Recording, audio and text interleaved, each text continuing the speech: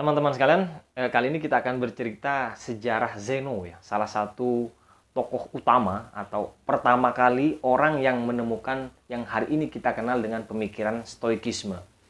Zeno ini ceritanya lahir di Siprus dan dia melakukan suatu perjalanan pada suatu hari dari Phoenicia ke Peiraeus.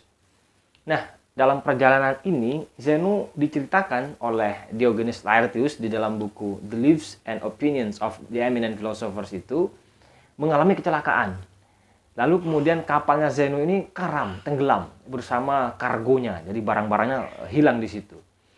Lalu entah bagaimana ceritanya, Zeno ini terdampar di Athena. Di Athena dia berjalan-jalan sampailah dia di sebuah toko buku.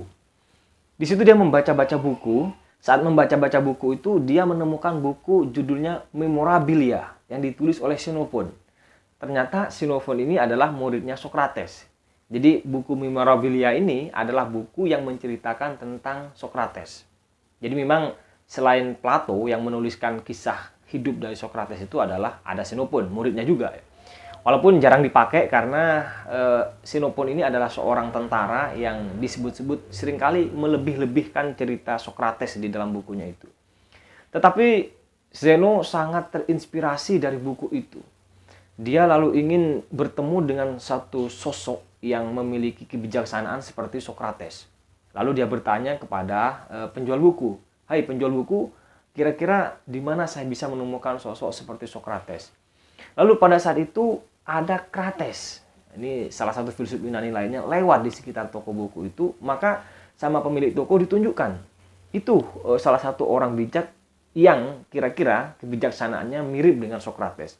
Nah, sejak itulah kemudian Zeno ini belajar lama sekali dengan si Krates ini, hampir 20 tahun lebih diceritakan di dalam buku Diogenes Laertius itu.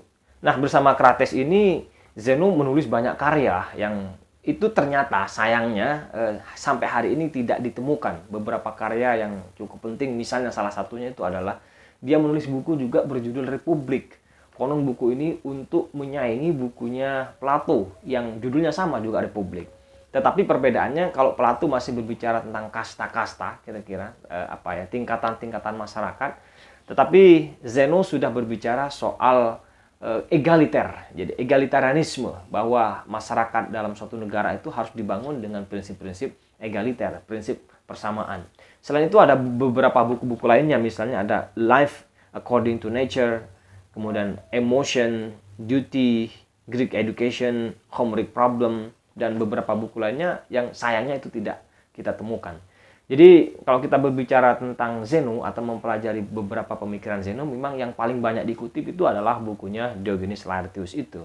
Setelah belajar hampir 20 tahun lebih kepada Krates, konon cerita Zeno ini meninggalkan gurunya. Dia lalu kemudian membuka sekolah kira-kira, mengajari kebijaksanaan di sebuah beranda yang disebut Stoa Poikile. Nah, ini sebetulnya benih-benih mengapa kemudian sudut pandang atau filsafat dari Zeno ini disebut filsafat Stoikisme. Nah, di situ konon cerita banyak murid yang datang untuk belajar tentang kebijaksanaan. Nah, ajaran-ajaran Zeno ini adalah ajaran-ajaran yang berbicara tentang lebih banyak etik sebetulnya. Bagaimana kita menyikapi persoalan hidup, bagaimana kita menyikapi arogansi di dalam hidup, bagaimana kita menjalani penderitaan dan seterusnya. Selama mengajar di situ, Zeno banyak melahirkan pikiran-pikiran tentang etik yang sampai hari ini kita pelajari. Misalnya salah satunya adalah kebahagiaan adalah cara hidup yang baik, dan untuk memperoleh kebahagiaan itu hanya bisa dicapai dengan pikiran yang damai, pikiran yang tenang. Karena itu bagi Zeno atau secara umum di dalam pikiran Stoikisme, mengelola atau mengendalikan diri dan mengendalikan pikiran itu menjadi sangat penting.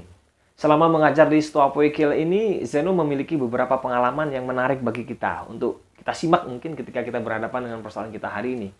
Misalnya Zeno ini didatangi oleh seseorang yang tidak memiliki minyak. Dia kira-kira mengalami kekurangan, dapurnya tidak bisa ngepul kira-kira. Dia datang pada Zeno untuk meminta minyak karena dia mau menggoreng sesuatu. Tapi oleh Zeno tidak dikasih orang ini. Setelah orang ini pergi, lalu Zeno bertanya kepada murid-muridnya yang lain. Antara saya dan orang tadi yang minta-minta, siapa sebetulnya yang kurang ajar, kata Zeno. Ini jelas maksud Zeno sebetulnya orang itu mestinya tidak meminta-minta kira-kira. Mestinya dia berusaha, mestinya dia mencari.